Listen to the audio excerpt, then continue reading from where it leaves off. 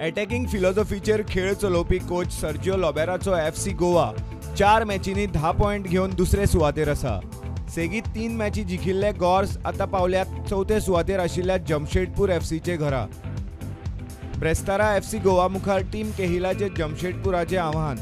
सध्या 5 4 गेमी ड्रॉ जाल्यार एक गेम जिखिल्ले सेजार फेरांदोच्या मार्गदर्शना खाला जमशेदपूरूय FC गोवा भशेन हे सिजनांत अजून एकूय गेम हरूंक ना।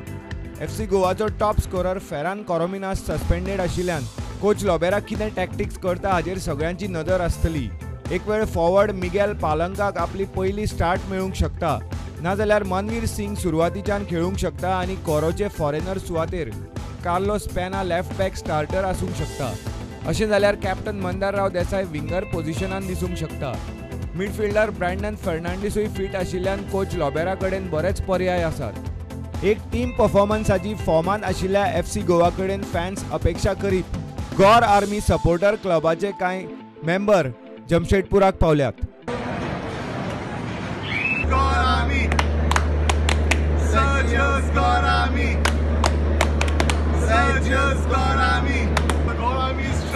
Jamshedpur for the second consecutive time. We are really excited for the big match at the Furnace, and we are very positive that our team will perform heroically and grab the important 3 points.